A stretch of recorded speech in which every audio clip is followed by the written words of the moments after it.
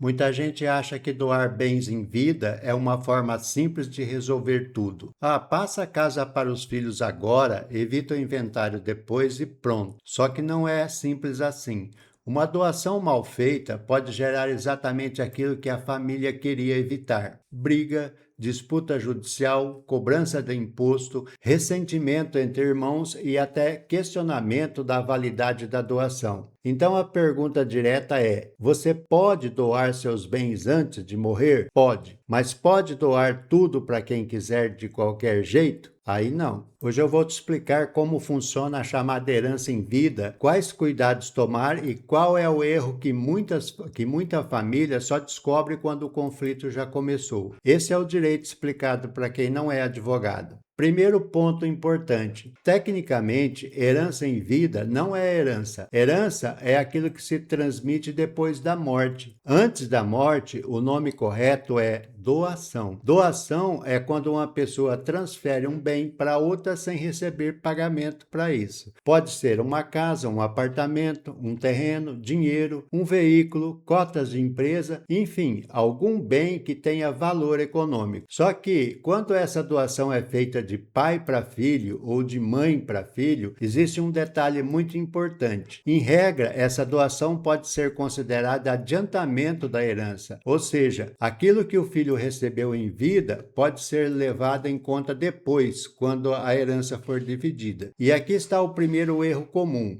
Tem gente que pensa assim: ah, eu vou doar tudo para um filho agora e depois ninguém discute mais nada. Mas não é bem assim, tá? Se a pessoa tem herdeiros necessários, a lei protege uma parte do patrimônio. Herdeiros necessários são, em linguagem simples, aquelas pessoas que a lei não permite que sejam simplesmente ignoradas na sucessão, como os filhos, os pais e cônjuge, conforme o caso. E a parte protegida se chama legítima. Legítima é a metade do patrimônio reservada a esses herdeiros necessários. A outra metade é chamada de parte disponível, que é a parcela sobre a qual a pessoa tem mais liberdade para decidir. Então para e pensa comigo. Se uma pessoa tem 3 filhos e doa quase tudo para apenas um deles, sem considerar os outros, isso está resolvendo um problema ou criando uma bomba para o futuro? É exatamente aqui que muita família se engana. Doar em vida pode ser uma ferramenta de organização, mas não pode ser usada como um atalho para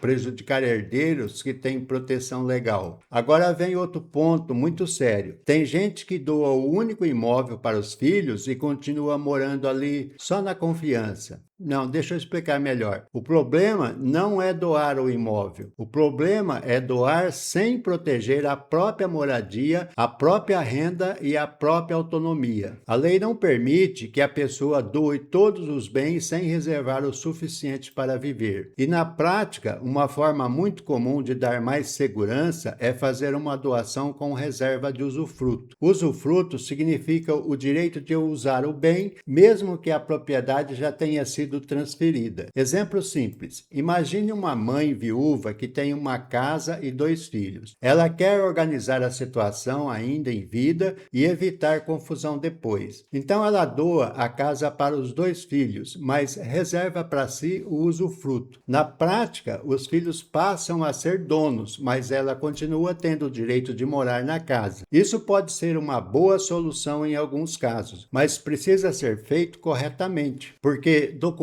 mal feito, promessa verbal e acordo familiar baseado só em confiança pode virar uma dor de cabeça. E tem mais um detalhe que muita gente esquece: doação também tem imposto. Não é só assinar um papel e entregar a chave. Dependendo do bem, pode ser necessária escritura pública, registro em cartório e pagamento do ITCMD, que é o Imposto Estadual sobre Doação e Herança. E como esse imposto é estadual, as regras podem variar conforme o estado. Por isso, cuidado com o conselho genérico de internet. Aquilo que serve para uma família pode não servir para outra. Agora, a minha leitura é muito clara. Planejamento sucessório é um sinal de responsabilidade. O problema é quando ele vira improviso familiar. A pessoa passa a vida inteira construindo um patrimônio, uma casa, um terreno, uma reserva, um pequeno negócio. Às vezes, isso levou décadas, e aí, por medo de inventário, por pressão de algum parente ou por informação errada, ela assina uma doação sem entender o que está fazendo. Isso não é planejamento, isso é vulnerabilidade com aparência de solução. O direito existe justamente para equilibrar duas coisas. De um lado, a liberdade da pessoa organizar os seus bens. De outro, a proteção mínima contra abuso, manipulação e injustiça dentro da própria família. Porque sim, dentro da família também pode haver pressão, também pode haver desequilíbrio, também pode haver alguém tentando se aproveitar da fragilidade de uma pessoa idosa, doente ou